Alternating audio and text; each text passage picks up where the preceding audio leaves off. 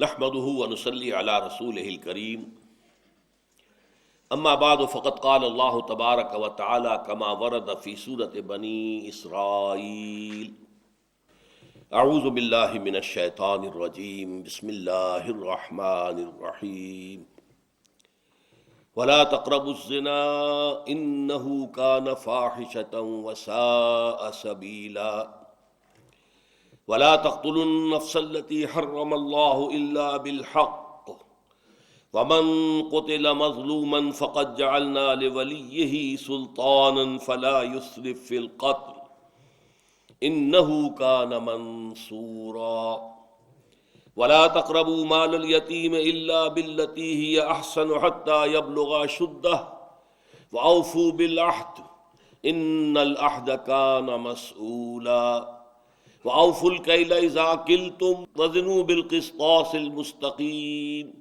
ذَلِكَ خَيْرٌ وَأَحْسَنُ تَأْوِيلًا صدق اللہ العظیم۔ رب اشرح لي صدری ویسر لي امری واحلل عقدۃ من لسانی یفقہوا قولی۔ اللہم ربنا الہمنا رشدنا واعذنا من شرور انفسنا۔ اللہم ارنا الحق حقا وارزقنا اتباعہ وارنا الباطل باطلا وارزقنا اجتنابہ، آمین یا رب العالمین۔ سورہ بنی اسرائیل کے چوتھے رکوع کی دوسری آیت پر گزشتہ نشست میں کچھ گفتگو ہو چکی ہے۔ وَلَا تَقْرَبُوا الزِّنَا إِنَّهُ كَانَ فَاحِشَةً وَسَاءَ سَبِيلًا۔ اس کے بارے میں یہ عرض کیا جا چکا ہے کہ در حقیقت زنا کا سد باب کرنے کے لیے اولاً یہ سمجھیے زنا کہتے کسے ہیں؟ ایک مرد اور عورت کے درمیان جنسی اختلاط ہو، جبکہ ان کے مابین نکاح، شادی، میرج، کوئی قانونی رابطہ جو ہے موجود نہ ہو۔ ظاہر بات ہے کہ کوئی اگر عیسائی مرد اور عورت ہیں تو ان کا نکاح اپنے طرز پر ہوگا اور ان کا تعلق زن و شو جو ہے وہ جائز ہوگا، لیکن یہ کہ اگر ان کا اپنے طرز پر بھی کوئی نکاح نہیں ہوا ہے تو پھر وہ زنا شمار ہوگا۔ اسلام میں جو نکاح کے اصول ہیں، قواعد ہیں، ضوابط ہیں، شرائط ہیں، وہ پوری ہوں اور اس کے بعد ایک مرد اور عورت کے درمیان جنسی اختلاط ہو تو جائز ہے، اس کے بغیر اگر ہو رہا ہے تو وہ زنا ہے۔ اس زنا کے بارے میں پہلا لفظ جو آیا وَلَا تَقْرَبُوا الزِّنَا، زنا کے قریب بھی مت جاؤ، یہ در حقیقت تاکید کا ایک انداز ہوتا ہے۔ ایک تو یہ کہ کہا جائے زنا مت کرو، جیسے ہم پڑھ چکے ہیں سورہ الفرقان کے جو آخری رکوع میں وَلَا يَزْنُونَ، جو اللہ کے نیک بندے ہیں وہ زنا نہیں کرتے، وہاں پر وہ ایک فعل کی شکل میں ہے۔ یہاں بتایا جا رہا ہے کہ اس کے قریب بھی مت جاؤ۔ اس فعل کا ارتکاب تو بہت بری بات ہے، بہت بری بات ہے، اور ایک مسلمان سے مستبعد ہے، اس کی توقع نہیں ہے کہ وہ ایسی غلط حرکت کے قریب جائے گا، لیکن یہاں پر یہ ہے کہ اس کے قریب جانے کے راستے بھی مسدود کر دیے جائیں۔ یہ ہدف ہے، اصل میں یہ گول ہے جس کے تحت ہمارا پورا معاشرتی نظام بنایا گیا ہے۔ ہمارا معاشرہ، میں پچھلی مرتبہ عرض کر چکا ہوں کہ چار پردے حائل کرتا ہے مرد اور عورت کے درمیان۔ میں نے پہلے بیان کیے تھے اس ترتیب سے کہ پہلا پردہ ہے دل کے اندر حیا کا ہونا، حجاب جسے کہتے ہیں، بڑا حجاب آیا۔ یہ اندرونی طور پر انسان کو کسی شے کے بارے میں جو ہے احساس ہوتا ہے کہ یہ برا کام ہے، حیا اس کو ہم کہیں گے، یہ پہلا پردہ ہے۔ دوسرا پردہ ہے ستر، جسم کو ڈھانپ کر رکھنا۔ مرد کے لیے ستر کا حصہ کچھ اور ہے، عورت کے لیے پورا جسم ستر ہے۔ مرد کے لیے عورت کا پورا جسم ستر ہے، سوائے چہرے کی ٹکیا کے اور ہاتھوں کے اور پاؤں کے۔ پھر ہے حجاب، اگر مسلمان عورت گھر سے باہر نکلتی ہے یا کہیں گھر کے اندر بھی کوئی نامحرم آتے ہیں تو ان سے پھر چہرے کا پردہ بھی لازم ہے۔ محرم کون ہے؟ محرم وہ لوگ ہوتے ہیں کہ جن سے کسی بھی حالت میں کبھی بھی نکاح کا کوئی امکان نہ ہو۔ باپ سب سے بڑا محرم ہے۔ ظاہر بات ہے کہ کچھ بھی ہو جائے بیٹی کا اور باپ کا نکاح نہیں ہو سکتا۔ بھائی ابدی محرم ہے، اس کے درمیان ان دونوں کے بہن بھائی کے درمیان رشتہ نہیں ہو سکتا۔ البتہ ایک شکل یہ ہے کہ ایک بہن اس وقت کسی بہنوئی کے گھر میں ہے، لیکن یہ کہ اگر اس بہن کا انتقال ہو جائے تو دوسری بہن سے اس کا نکاح ہو سکتا ہے، لہذا وہ نامحرم شمار ہوگا، وہ محرم نہیں ہوگا۔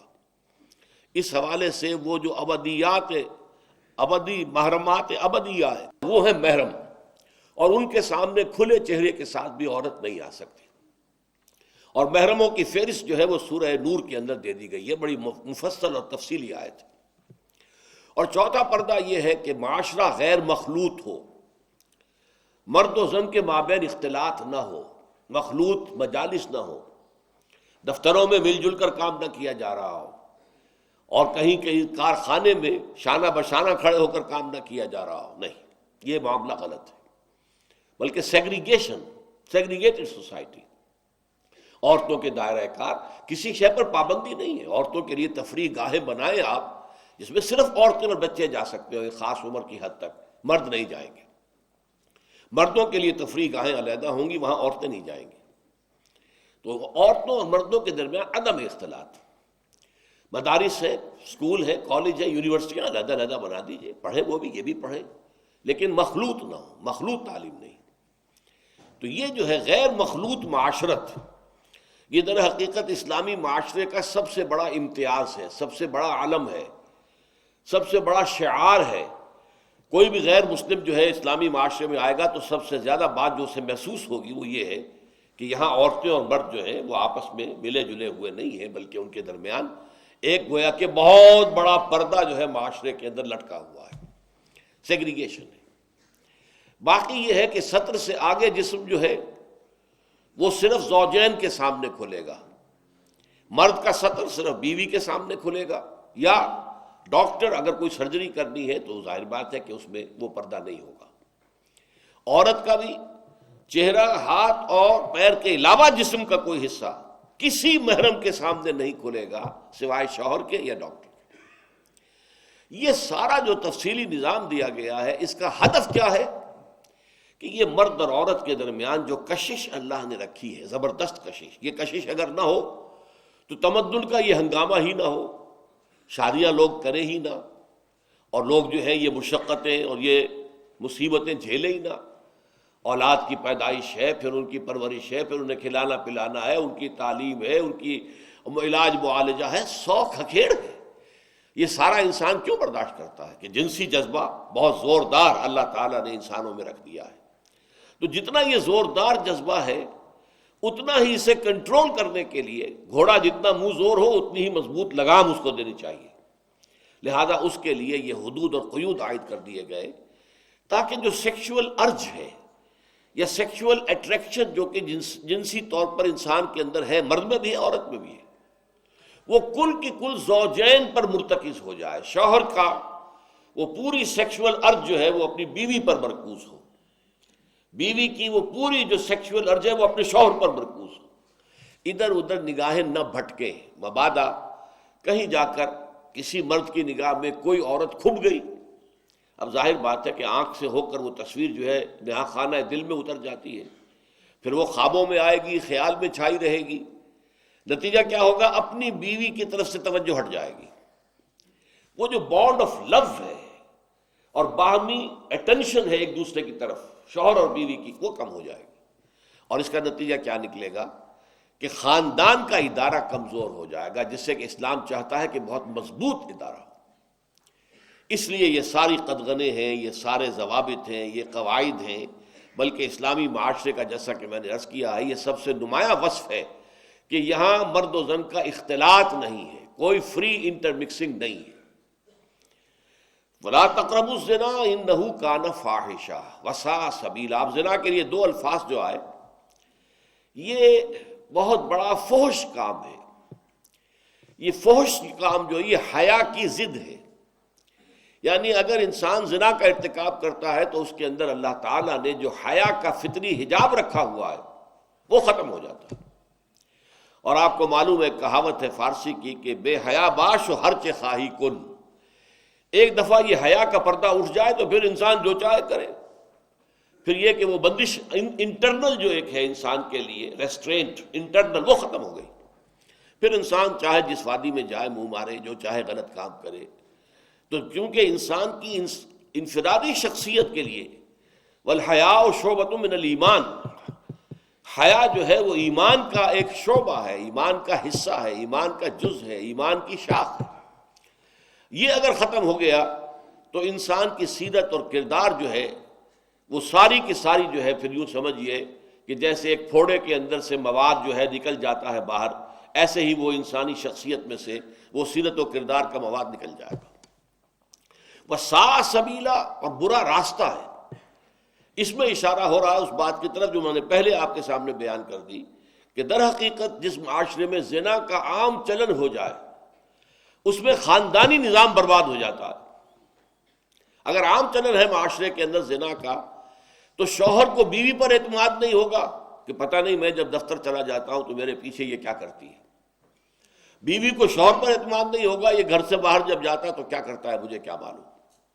وہ جو باہمی اعتماد کی ایک فضا ہوتی ہے، باہمی اعتماد کے ساتھ جو ہے پھر وہ ایک دوسرے کے احساسات و جذبات کا لحاظ کرنا، ایک دوسرے سے محبت و رافت اور الفت وہ ختم ہو جاتی ہے، معاشرتی بندھن کمزور پڑ جاتے ہیں۔ ایسی بے اعتمادی کی فضا میں جو اولاد پروان چڑھتی ہے اس کی بھی نیگیٹو سائیکالوجی ہوگی، پازیٹیو نہیں ہوگی۔ ایک خاندان وہ ہے کہ جس میں والدین جو ہے شوہر اور بیوی کے درمیان آپس میں پورا اعتماد ہے، میوچول کانفیڈنس ہے، آپس میں محبت ہے، ایک دوسرے کے جذبات کا لحاظ اور پاس ہے، ایک دوسرے کی دلجوئی ہے۔ اس ماحول میں جو بچے پرورش پا رہے ہیں ان کی کیفیت کچھ اور ہوگی، مثبت جو ہے سیرت و کردار کی تعبیر ہوگی۔ اور جہاں معاملہ یہ ہو کہ بس ایک قانونی سا بندھن تو ہے، یہ شوہر ہے یہ بیوی ہے، بندھن ہے، باقی یہ کہ ان کے مابین کوئی گرم جوشی نہیں ہے، کوئی آپس میں محبت نہیں ہے، کوئی ایک دوسرے کے خیالات کا، ایک دوسرے کے جذبات کا پاس نہیں ہے، کچھ نہیں ہے، ایک دوسرے پر اعتماد نہیں ہے۔ یہ مجھے ایک صاحب نے بتایا تھا اور بہت صدمہ ہوا تھا ایک زمانے میں، بہت پرانی بات ہے یہ لبنان میں ایک اسلامی تنظیم بنی تھی عباد الرحمن، بڑے نیک لوگ تھے۔ ان میں سے ایک شخص سے ایک صاحب کی ملاقات ہوئی جو لبنان گئے تھے۔ اس عباد الرحمن کے اس رکن نے کہا کہ ہمارا معاشرہ اتنا خراب ہو چکا ہے کہ ہم جب اپنے گھروں سے نکل کر چلے جاتے ہیں تو ہمیں کوئی پتہ نہیں ہوتا ہماری بیویاں پیچھے کیا کرتی ہیں۔ اب آپ اندازہ کیجئے اس معاشرے کے اندر مثبت جذبات کیسے پیدا ہو جائیں گے، کیسے اس کے اندر ایک سکون اور اطمینان کی کیفیت ہوگی اس گھر کے اندر۔ لِتَسْكُنُوا إِلَيْهَا، قرآن مجید نے جو بیان کیا ہے تاکہ سکون حاصل کرو، اس گھر کے اندر تو وہ سکون پیدا نہیں ہو سکتا جس معاشرے میں یہ زنا کا چلن عام ہو جائے۔ اب آگے چلیے، اسلامی معاشرے کی ایک اور اہم خصوصیت کیا ہے؟ وَلَا تَقْتُلُوا النَّفْسَ الَّتِي حَرَّمَ اللَّهُ إِلَّا بِالْحَقِّ، مت قتل کرو اس جان کو، انسانی جان کو۔ ایک تو یہ کہ آپ حیوانات ہیں، بھیڑ ہے، بکری ہے، گائے ہے، آپ اسے ذبح کر کے اس کا گوشت کھاتے ہیں، اللہ تعالیٰ نے وہ آپ کے لیے غذا کے طور پر وہ جانور پیدا کیے۔ ایک ہے انسانی جان، نفس، وَلَا تَقْتُلُوا النَّفْسَ الَّتِي حَرَّمَ اللَّهُ إِلَّا بِالْحَقِّ، ہرگز قتل نہ کرو کسی انسانی جان کو جسے اللہ نے محترم ٹھہرایا ہے۔ یہ احترام جان جہاں اگر نہ ہوگا کسی معاشرے میں تو تمدن کی جڑ کٹ جائے گی۔ انسان کو جو کہا جاتا ہے گریگیریس اینیمل، یہ متمدن حیوان ہے، مل جل کر رہتا ہے شہروں میں، آبادیوں میں۔ تمدن جو ہے اس کی سرشت میں ہے، اس کی فطرت میں ہے۔ بہت سے حیوانات بھی ایسے جو مل جل کر رہتے ہیں، قبیلوں کی شکل میں رہتے ہیں، غول کے غول چلتے ہیں، لیکن انسان میں آ کر یہ تمدن کا وصف جو ہے یہ اپنے پورے عروج کو پہنچ گیا۔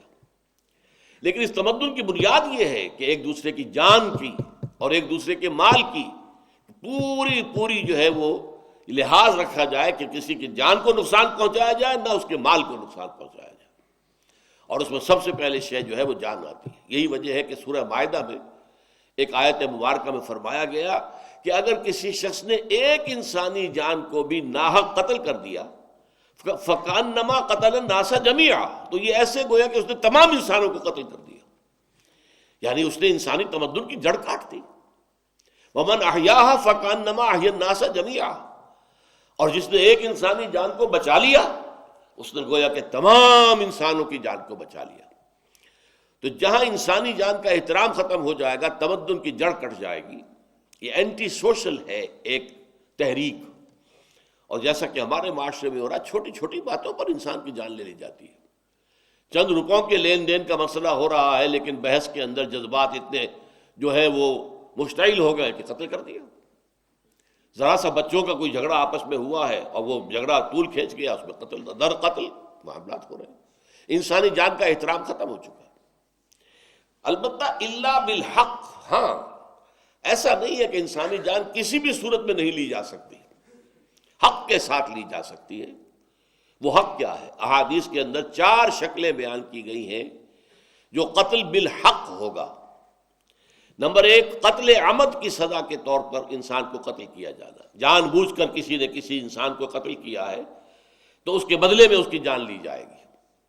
البتہ اس کے اندر اسلامی قانون کا یہ خاص جو ہے وصف ہے کہ اس نے ایک راستہ پیدا کر دیا ہے کہ اگر جو مقتول ہے اس کے ورثاء خون بہا لینے کو تیار ہو جائیں کہ اتنے لاکھ روپے ہمیں دے دیے جائیں تو ہم اس قتل کو معاف کر دیں گے، وہ قاتل کی جان بخشی ہو جائے گی اگر اتنے لاکھ روپے دے دیے جائیں. اس کا حق حاصل ہے، اس لیے کہ یہ حق جو ہے مقتول کے ورثاء کا ہے، کوئی اور نہیں کر سکتا. عدالت جو ہے مجبور نہیں کر سکتی، کوئی صدر مملکت جو ہے کسی قاتل کی سزا کو معاف نہیں کر سکتا، قطعاً نہیں. یہ ہمارے دستور میں بھی ہے اور بالکل غلط غیر اسلامی دفعہ ہے. یہ غالباً دفعہ نمبر 45 ہے ہمارے دستور میں. صدر مملکت کو حق حاصل ہے کہ قاتل پر قتل ثابت ہو چکا، اسے سیشن جج نے جو ہے سزا دے دی، ہائی کورٹ میں اپیل مسترد ہو گئی، سپریم کورٹ میں مسترد ہو گئی، پھر بھی صدر مملکت کو حق حاصل ہے کہ وہ اس کی رحم کی اپیل پر غور کرے اور چاہے تو اس کو بخش دے. اسلام میں یہ حق کسی کو حاصل نہیں. یہ حق حاصل ہے مقتول کے ورثاء کو. وہ چاہے تو بغیر کچھ پیسہ لیے معاف کر دیں، ٹھیک ہے، چاہے تو خون بہا لے کر معاف کر دیں، جان بخشی کر دیں، وہ بھی ٹھیک ہے. اور وہ چاہے کہ نہیں صاحب خون کا بدلہ خون، جان کا بدلہ جان، تو ظاہر بات ہے کہ اس صورت میں اس قاتل کو قتل کیا جائے گا. تو یہ ایک شکل ہو گئی قتل بالحق کی. نمبر 2، قتل بالحق کیا ہے؟ اگر کسی شخص نے جو شادی شدہ ہے، مرد یا عورت، زنا کا ارتکاب کیا ہے تو بدترین شکل میں قتل کی سزا ہے، وہ رجم ہے. پتھر مار مار کے اس کو ہلاک کیا جائے، یہ بھی قتل ہے. تیسرے یہ ہے کہ اگر اسلامی ریاست میں کوئی مسلمان مرتد ہو جاتا ہے، عیسائی ہو جاتا ہے، قادیانی ہو جاتا ہے، کچھ اور ہو جاتا ہے، دائرہ اسلام سے خارج، وہ بھی قتل کر دیا جائے گا، الا یہ کہ وہ پھر ہمارا ملک چھوڑ کے چلا جائے. اور چوتھے یہ ہے کہ جب وار ڈکلیئرڈ ہو تو حربی کافر جو ہے، وہ کافر جو اس قوم سے تعلق رکھتا ہے جس کے ساتھ ہماری جنگ جو ہے وہ اعلان شدہ ہے، ڈکلیئرڈ وار ہے، اس کافر کو قتل کیا جا سکتا ہے. یہ نہیں کہ ہر غیر مسلم کو جب چاہے آپ قتل کر دیں، نہیں. ذمی کو آپ قتل کریں گے، یہ ایسا ہی ہے جیسے آپ نے کسی مسلمان کو قتل کر دیا، وہ آپ کی ریاست کا شہری ہے. تو یہ ہے 4 شکلیں جس کے علاوہ کوئی صورت اسلام میں کسی انسان کی جان کے لینے کی نہیں ہے. تو فرمایا وَلَا تَقْتُلُوا النَّفْسَ الَّتِي حَرَّمَ اللَّهُ إِلَّا بِالْحَقِّ وَمَنْ قُتِلَ مَظْلُومًا، اور جو ان 4 شرطوں کے علاوہ قتل کیا گیا، من قتل مظلومًا، تو گویا کہ وہ ظلم کے ساتھ قتل کیا گیا، وہ مظلوم ہے، فقد جعلنا لولیہ سلطانا، تو ہم نے اس کے ولی یعنی اس کے وارث کو سند عطا کر دی ہے، اختیار اس کے ہاتھ میں ہے. تو حکومت کا رول اس میں کیا ہوگا؟ تفتیش کرے، تحقیق کرے، قاتل کو پکڑے، مقدمہ قائم کرے، ثابت کرے، لیکن اس کے بعد فیصلہ یہ اس کے ہاتھ میں نہیں ہے. فیصلہ مقتول کے وارث کے ہاتھ میں ہے. وہ چاہے تو کہیں گے صاحب خون کے بدلے خون، جان کے بدلے جان. بلکہ اس میں یہاں تک بھی ہے کہ جس طور سے اس قاتل نے مقتول کو قتل کیا تھا اسی طور سے وہ مقتول کا وارث جو ہے قاتل کو قتل کرے گا. کسی نے خنجر مارا تھا تو خنجر مارا جائے گا، کسی نے گولی ماری تھی گولی ماری جائے گی. اور یہ شکلیں ہوئی ہیں، حال ہی میں طالبان کی حکومت میں یہ شکل ہوئی ہے، کھلے میدان کے اندر جو ہے قصاص لیا گیا. اور یہ جیسا کہ میں عرض کر چکا ہوں، مقتول کے وارث کو حق ہے، وہ چاہے تو بغیر کو لیے دیے معاف کر دیں، ٹھیک ہے جی ہم معاف کرتے ہیں، یا خون بہا لے لیں. اس کا فائدہ کیا ہوتا ہے کہ یہ قتل در قتل جو چلتا ہے نا، خاص طور پر قبائلی معاشرے میں، ہمارے ہاں بلوچستان وغیرہ میں، اس نے اس کا قتل کیا، انہوں نے پھر اس کا قتل کر دیا، پھر قتل کا قتل ہو گیا، پھر قتل کا جوابی قتل ہو گیا. یہ سلسلہ رک جاتا ہے کہ اگر آپ نے اتنا بڑا احسان کیا کہ اس قاتل کی زندگی گویا کہ اب آپ کے ہاتھ میں تھی، آپ چاہیں تو اسے زندہ رہنے دیں، معاف کر دیں۔ آپ نے اس کو معاف کر دیا، زندہ رہنے دیا، یہ اتنا بڑا احسان ہوگا کہ معاشرے کے اندر وہ دشمنیاں جو ہوتی ہیں، جو نسل بعد نسل چلتی ہیں، اس کا سلسلہ رک جائے گا۔ تو اسلامی قانون قتل کے اندر جو ہے یہ ایک بہت بڑا حسن ہے، بہت بڑی خوبی ہے کہ اس سے وہ ایک سلسلہ آگے چلنے کی بجائے رکتا ہے۔ فلا یسرف فی القتل، لیکن یہ کہ وہ جو وارث ہے وہ بھی قتل میں زیادتی نہ کرے۔ وہ کیا ہوگا کہ وہ یہ چاہے کہ پہلے میں اس کو پوری طرح ٹارچر کروں پھر قتل کروں، نہیں، بس قتل کر دینا ہے آپ نے، ٹارچر کرنے کی اجازت نہیں ہے۔ اسی طریقے سے قتل کرنے کے بعد اس کا جسم کا مسئلہ کرنا، نہیں، اس کی اجازت نہیں ہے۔ یا یہ کہ آپ نے ایک وقت میں صلح بھی کر لی اور جو ہے وہ خون بہا بھی لے لیا، پھر بعد میں پھر وہ جوش جو ہے انتقام کا، وہ خون کا جوش آیا اور انہوں نے پھر قتل بھی کر دیا، یہ غلط بات ہے۔ پھر وہ قتل ناحق ہوگا اور اس کے جرم میں پھر وہ خود جو ہے جس نے قتل کیا ہے وہ خود قتل کیا جائے گا۔ فلا یسرف فی القتل انہ کان منصورا، یقیناً اس کی مدد کی جائے گی۔ یعنی اسلامی ریاست میں جو قتل کا مقدمہ ہے وہ اسٹیٹ ورسز فلاں نہیں ہے، بلکہ یہ لوگوں کے مابین قتل کا مقدمہ ہوتا ہے۔ یہ وارث مقتول کے یہ مدعی ہیں اور یہ قاتل ہے نامزد جو ثابت ہو گیا کہ قاتل ہے، ان کے درمیان مقدمہ ہے، تو راضی نامہ ان کے مابین ہوگا۔ حکومت کوئی راضی نامہ نہیں کر سکتی، راضی نامہ ہوگا قاتل اور اس کے جو ساتھی ہیں اور مقتول اس کے جو ورثاء ہیں، ان کے مابین راضی نامہ ہوگا۔ حکومت صرف مدد کرنے والا ادارہ ہے، تحقیق کرے، مقدمہ چلائے تاکہ ثابت ہو جائے وہ قانون۔ یہ سارا کام حکومت نے کرنا ہے، یہ گویا کہ وہ مدد کر رہی ہے مقتول کے ورثاء کی۔ وَلَا تَقْرَبُوا مَالَ الْيَتِيمِ إِلَّا بِالَّتِي هِيَ أَحْسَنُ، اور یتیم کے مال کے قریب بھی نہ پھٹکو۔ اب ظاہر بات ہے کہ یتیم ہو گیا ہے کوئی بچہ، آپ کا ہی بڑا بھائی فرض کیجئے فوت ہو گیا، چھوٹا بچہ وہ چھوڑ کر گیا ہے، لیکن اس کا مال بھی ہے، آپ اس کے اب گویا کہ ولی ہیں اور وہ آپ کے زیر کفالت ہے، اس کا مال جو ہے اس کو ہاتھ نہ لگانا، اس میں کہیں تصرف کرنا، اسے اپنے لیے مباح جان لینا۔ اس کے تفصیلی احکام بعد میں مدنی صورتوں میں آئے ہیں کہ اگر کوئی یتیم کا جو ولی ہے وہ چونکہ خود مفلس ہے، قلاش ہے، تو وہ یتیم کے مال میں سے کچھ کھا سکتا ہے، کیونکہ وہ اس کی حفاظت کر رہا ہے، دیکھ بھال کر رہا ہے، اس کے مال کی جو ہے حفاظت کر رہا ہے، تو اس کے سلسلے میں کچھ کھا لینا وہ اس میں جائز ہے۔ لیکن اگر وہ خود غنی ہے تو ایک پیسہ بھی اس سے نہ لیا جائے، اس کا مال علیحدہ رکھا جائے، اختلاط نہ ہو، یہ نہ ہو کہ آپس میں مال جمع کر کے اور پھر ہیلے بہانے سے وہ مال ہڑپ کر لیا جائے۔ تو اس میں بھی شدت جو ہے پیدا کرنے کے لیے لفظ تقربو، ولا تقربوا مال الیتیم، دور رہو، یتیم کے مال سے دور رہو، ایٹ اے سیف ڈسٹینس۔ ولا تقربوا مال الیتیم الا باللتی احسن، ہاں بہترین طریقے سے، یعنی اس کے مال کی حفاظت، اس کے مال کی بڑھوتری۔ فرض کیجئے کہ باپ جو ہے وہ 50-60 بھیڑوں بکریوں کا غلہ چھوڑ گیا ہے، تو اس غلے کی پرورش کرنا، وہ آگے بڑھے تو جتنا بھی بڑھے گا وہ یتیم ہی کا مال ہوگا، تمہارا نہیں ہوگا۔ تو اس اعتبار سے بہترین انداز میں حتیٰ یبلغ اشدہ، یہاں تک کہ وہ یتیم جو ہے وہ اپنی شدت کو پہنچ جائے، قوت کو پہنچ جائے، جوان ہو جائے، بالغ ہو جائے، عاقل ہو جائے۔ اس کا مطلب کیا؟ پھر اس کے بعد اس کے تفصیلی احکام پھر مدنی صورتوں میں آئے ہیں، سورہ نساء میں آئے ہیں۔ پھر یہ ہے کہ اس کا مال اس کے حوالے کر دو اور اس پر گواہ بھی بنا لو کہ دیکھو بھائی آج کے بعد میں بری ہو گیا، یہ یتیم تھا، اس کا یہ مال تھا جو میری تحویل میں تھا، آج میں نے یہ سارا مال اس کے حوالے کر دیا ہے، اس پر گواہی ہو جائے۔ فرمایا وَأَوْفُوا بِالْعَهْدِ، عہد کو پورا کرو، معاہدہ جہاں بھی ہو جائے۔ اب یہ جان لیجیے اچھی طریقے سے کہ معاشرے کے اندر یہ عہد جو ہے اور معاہدہ یہ کسی ایک شکل میں نہیں ہوتا۔ لین دین کی اور معاملات جو انسانی ہیں ان کی اکثر شکل کیا ہے؟ وہ عہد ہے۔ آپ نے ایک مزدور کو، معمار کو رکھا ہے، شام تک اسے کام کرنا ہے، اس کی آپ نے ایک مزدوری معین کی ہے، یہ ایک معاہدہ ہے آپ کا۔ اب اگر وہ معمار کام نہیں کرتا، کام چوری کرتا ہے کہ اگر تو کوئی دیکھ رہا ہے تو کام کر رہا ہے، نہیں دیکھ رہا ہے تو وہ آرام سے بیٹھ گیا ہے، تو یہ در حقیقت اس کے اندر خیانت کر رہا ہے۔ اس کے اندر امانت داری کا مسئلہ کیا ہوگا؟ عہد پورا کرنا ہوگا کہ وہ اپنے پورے جی لگا کر، پوری توجہ کے ساتھ، پورے اہتمام کے ساتھ کام کرے، تب اس کے لیے شام کو جو مزدوری ہے اس کی، وہ اس کا استعمال، اس کا حاصل کرنا، اس کا لینا جائز ہوگا، ورنہ نہیں۔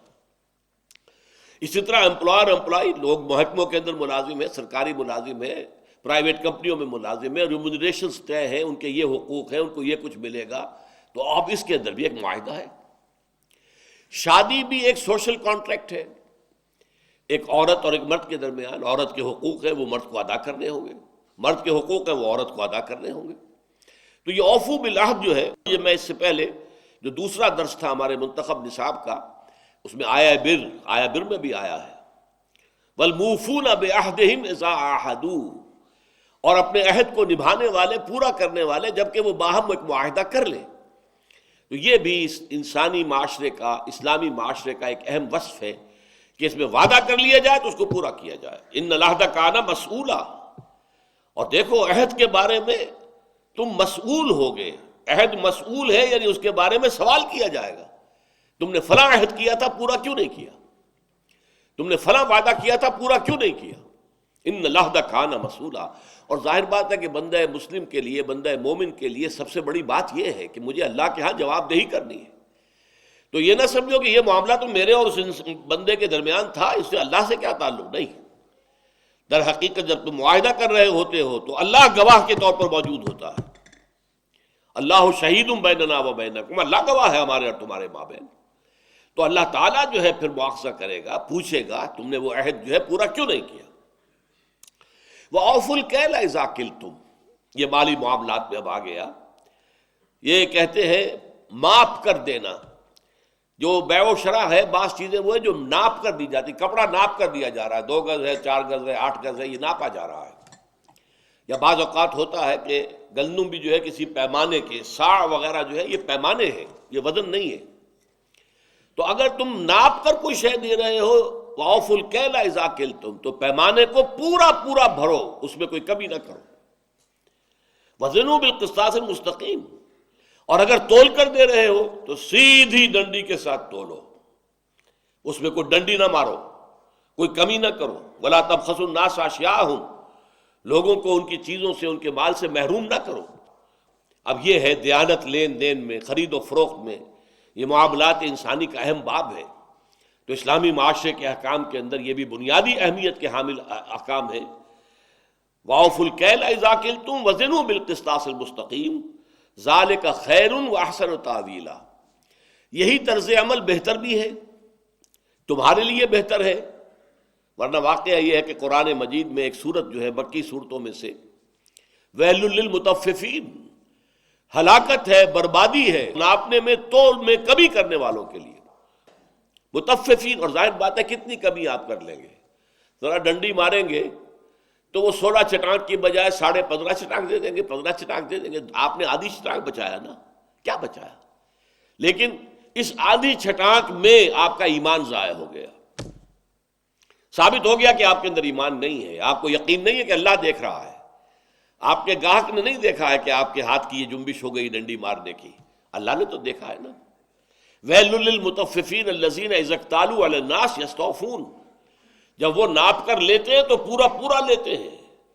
وَإِذَا كَالُوهُمْ أَوْ وَزَنُوهُمْ يُخْسِرُونَ، جب ناپ کر یا وزن کر کے دیتے ہیں تو کمی کر دیتے ہیں۔